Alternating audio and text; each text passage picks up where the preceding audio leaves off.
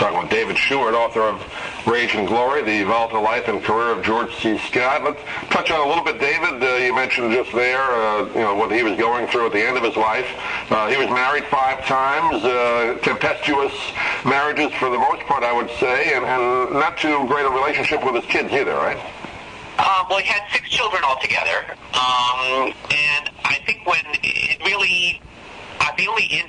they were kind of reluctant to speak to me for the book, I think because there was a lot of ambivalence there on their feelings towards their father. I did speak with his eldest daughter, who was the daughter of his first wife, whom he named a young woman at the time named Carolyn Hughes, who he met at the University of Missouri, and they both wanted to be actors, and they were divorced after 2 years, and she did not get to know him until she was in her late teens and in college. So I think she was able to be objective about him.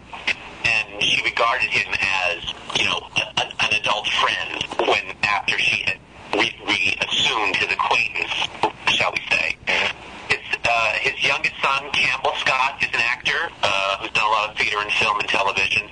And he is the son of Colleen Dewhurst, Scott's third and fourth wife. They were married twice.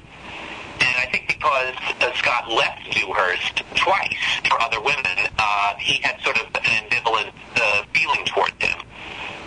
So difficult relationships with his children, yes. Difficult relationships with his wives.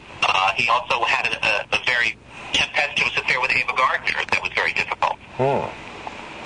She had just been divorced from Frank Sinatra. They met on the filming of The Bible, of all films, and he was still married to Dewhurst at that point, and they had an affair, and he wanted to marry her, and she had been married 3 times, was tired of marriage, was not interested, and let him know it, and he was furious, and he got physically abusive at times, and they had a very rocky relationship, and it finally broke off at one point, and Gardner said in her autobiography that she could not listen to his voice on the television without trembling. Really? Yeah. Yeah, it's just a great story you tell about him and her, and of course Ava Gardner, like you said, great stories in her own life with Frank Sinatra and Artie Shaw. I think Mickey Rooney she was married to. So yes, those were her 3 husbands. And after quite a relationship if they wind up getting married. It would have been interesting. But she, I think, was smart enough to realize that if they did get married, it would not last, or it would be rocky to say the least. Yeah. Well, it's a fascinating book, David.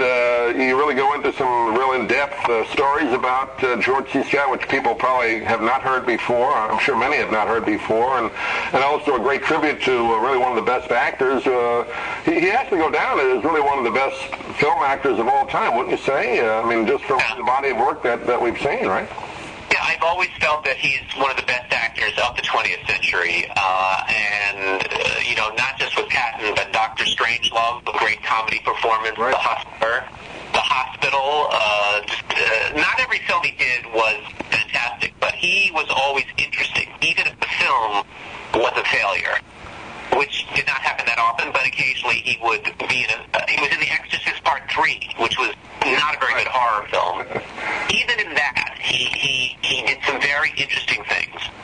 There was a piece they did on Turner Classic Movies. I don't know if you've seen it, David. They do kind of tributes to other actors, and the late Jack Lemmon did the voiceover for it. It was for George C. Scott. He even said himself on the set, I believe it was 12 Angry Men, he just enjoyed watching George C. Scott work. That's another actor saying that. Oh, yes.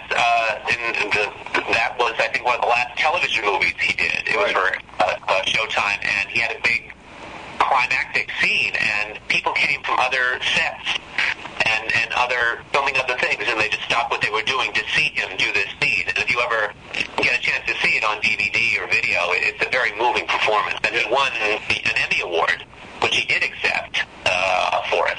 Yeah, I have seen that. It's a great update of that particular play, which Jack Lemmon played the Hank Fonda part, right? And George C. Scott played the Lee J. Cobb part, didn't he? That's right. Yeah. That's right. And it was directed by William Friedkin, interestingly enough, who directed The French Connection and the original Exorcist. Well, I know you've been getting great reviews on the book, David, since it came out late last fall, and congratulations on it. And where can the people get it? Do you have a website you want to direct people to? They can go to www.rageandglory.com. You can also get it at Amazon.com or BarnesandNoble.com. Great, and it's filled with, like we said, outstanding stories and a great collection of pictures, too, that I know a lot of people have not seen before. David, it's been a pleasure to talk to you for a few minutes. I'm glad we could do it today, and hopefully we'll get to do it again down the road. And if you're in Florida, stop into Sarasota. It's a great theater town, as I'm sure you already know. Yeah, thank you very much.